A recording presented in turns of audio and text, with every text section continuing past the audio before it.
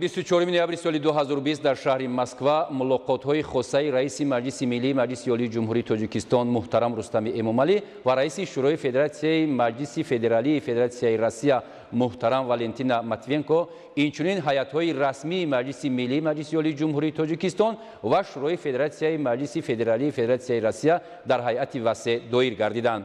Ёдовар мешавем ки субҳи имрӯз раиси Маҷлиси Миллии Маҷлиси Олии Ҷумҳурии Тоҷикистон муҳтарам Рустами Эмомалӣ бо сафари расмӣ ба пойтахти Федератсияи Россия ташриф оварданд.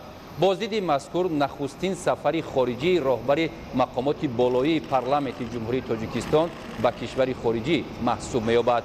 муҳтарам Рустами Эмомалӣ барои даъват ҷиҳати анҷоми сафари расмӣ ба раиси Шӯрои Федератсияи Маҷлиси Федералии Федератсияи Россия Валентина Матвиенко миннатдории самимӣ изҳор карда, муҳимияти баррасии масъалаҳои мубрами ҳамкории стратегии ду кишварро дар сатҳи роҳбарони мақомоти қонунгузор таъкид намуданд.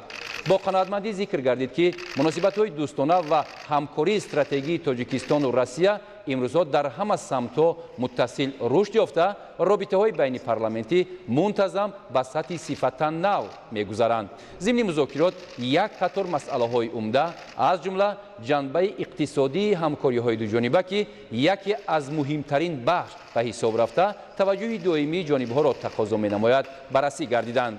дар ин ҷода зарурати нуфузи бештари механизми комиссияи байниҳукуматӣ оид ба ҳамкории иқтисодӣ, таъсиси корхонаҳои муштарак дар ҳудуди Тоҷикистон, истифодаи имкониятҳои минтақаҳои озоди иқтисодӣ, ҷалби технологияи пешрафтаи россиягӣ ба бахшҳои мухталифи саноати кишвар ҷиҳати коркарди ашё ва содироти минбаъдаи маҳсулоти тайёр қайд гардид.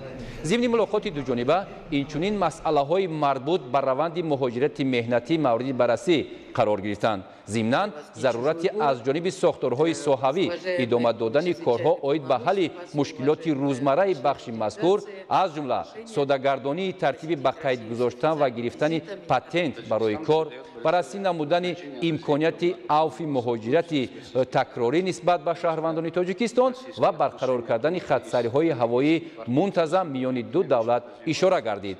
бо таваҷҷӯҳ ба вазъи минтақа, ҷонибҳо ҳалли масъалаҳои ҳамкориҳои самаранокро дар бахши амният, инчунин амалисозии созишномаҳоро оид ба ҳамкории ҳарбӣ ва ҳарбӣ техникӣ афзалиятнок шумориданд.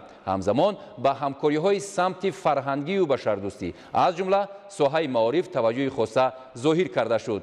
қобили зикр аст ки алҳол дар муассисаҳои таҳсилоти олии Федератсияи Россия қариб 25 000 шаҳрванди Ҷумҳурии Тоҷикистон таҳсил мегиранд. зимни мулоқоти ҳамтоён масъалаи ҷиҳати идома додани таҳсил ба Федератсияи Россия, бозгаштани донишҷӯёни тоҷик ки бинобар маҳдудиятҳои марбут ба пандемияи COVID-19 барои идомаи машғулиятҳо ҳозир шуда натавонистанд, баррасӣ карда шуд.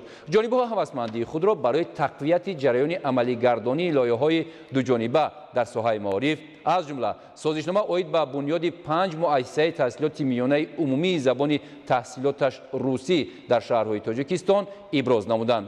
изҳори боварӣ гардид ки мулоқотҳои имрӯза ба тавсияи муносибатҳои ду кишвар дар самтҳои калидии ҳамкорӣ такон мебахшад.